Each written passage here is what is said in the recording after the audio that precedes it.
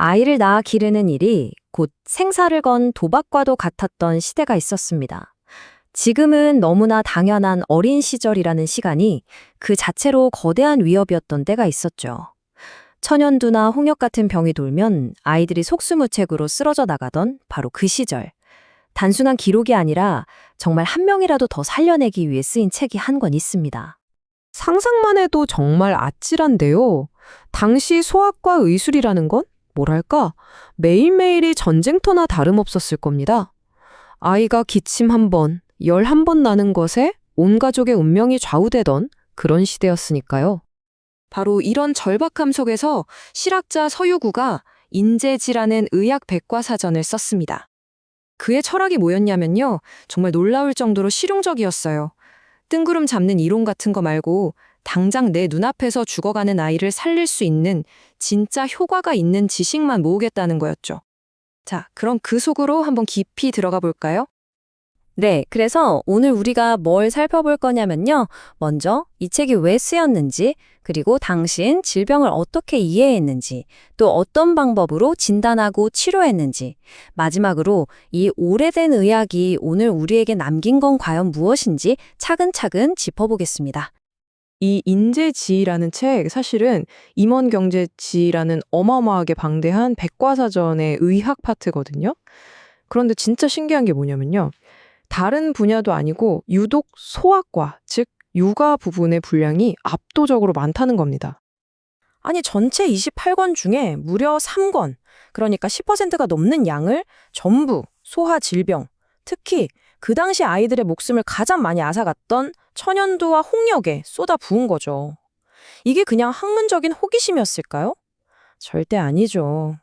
그만큼 아이들이 많이 죽어나가는 끔찍한 현실에 대한 직접적인 반응이었고, 어떻게든 어린 생명을 구해내고야 말겠다는 서유구의 절박한 사명감이 담겨 있었던 겁니다.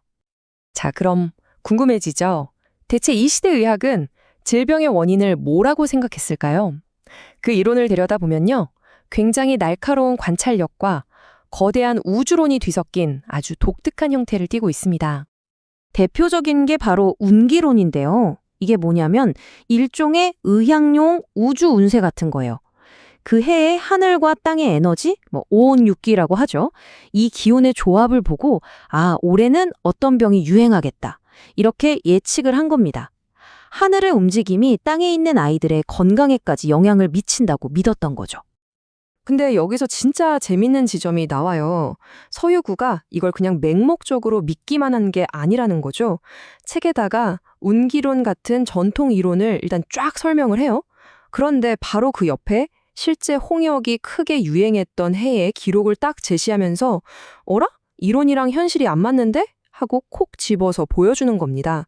이론에만 매몰되지 않고 현실 데이터를 바탕으로 비판적으로 사고했던 거죠. 자, 이제 좀 거대한 우주 이야기에서 벗어나서요. 실제 환자 곁에서 의사가 아이의 상태를 어떻게 파악했는지 아주 현실적이고 날카로운 진단의 세계로 한번 들어가 보시죠. 예를 들어 아이가 경련을 일으키면 그냥 경련이다 하고 끝나는 게 아니었어요. 이걸 단계별로 쪼개서 본 거죠. 모든 건 열에서 시작해서 그 열 때문에 담이 생기고 이것들이 놀람으로 이어져서 몸 안에 풍이 일고 결국 경련으로 나타난다고 본 겁니다. 치료법은 더 논리적이에요.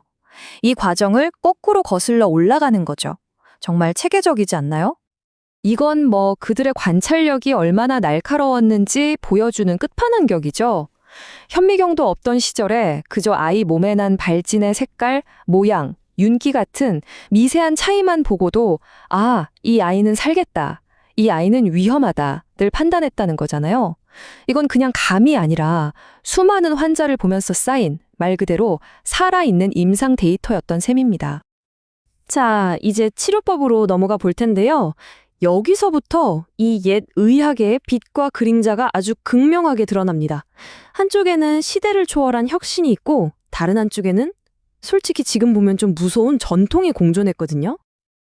이건 진짜 시대를 생각하면 너무 놀라운 거 아닌가요? 천연도를 앓은 사람의 고름이나 딱지를 건강한 아이에게 일부러 옮겨서 약하게 앓게 하는 거예요. 그럼 진짜 천연도가 와도 이겨낼 수 있는 면역이 생기니까요. 이게 바로 현대 백신의 기본 원리잖아요.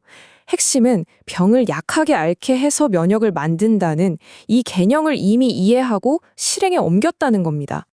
그런데 동전의 뒷면이 있습니다. 방금 본 그 혁신적인 모습과는 정반대로요. 아이가 경련을 하거나 열이 펄펄 끓는 응급 상황에서는 지금 기준으로 보면 정말 기겁할 만한 약재들을 썼습니다. 여기 보시는 것처럼 비소나 수은 화합물 같은 아주 강력한 독성 광물들을 응급약으로 썼다는 기록이 버젓이 남아 있어요. 이게 바로 당시 위급한 아이들을 대하던 급보라는 전략을 보여주는 말입니다. 빨리 강하게 치료하면 살고 머뭇거리면 죽는다. 이런 거죠. 얼마나 절박했는지 느껴지시죠? 효과가 빠른 만큼 위험도 엄청나게 큰 그야말로 양날의 검이었던 셈입니다. 자, 그럼 이제 정리를 좀 해볼까요? 이 인재지가 우리에게 보여주는 옛 의학의 두 얼굴, 그 유산에 대해서 한번 생각해 볼 시간입니다. 결국 이겁니다. 이 시스템 안에는 엄청난 모순이 함께 있었던 거예요. 한쪽에는 정말 기가 막힌 관찰력, 체계적인 진단, 심지어 예방접종의 개념까지 사람을 살리는 눈부신 기술이 있었고요. 다른 한쪽에는 질병의 원인을 우주에서 찾거나 독성 물질을 약으로 쓰는 아직 과학 이전의 세계관에 기대는 이론이 굳건히 버티고 있었던 거죠. 이성과 비이성이 한데 뒤섞여 있었다고 할까요? 이 질문, 비단 과거의 의학에만 해당되는 얘기가 아니겠죠? 오늘을 사는 우리에게도 똑같이 적용될 수 있습니다. 우리가 과거의 지식을 대할 때 그 속에서 진짜 보석 같은 지혜는 어떻게 가려내고 또 위험한 실수는 어떻게 걸러내야 할까요? 인재지는 바로 이 묵직한 질문을 우리에게 던지고 있습니다.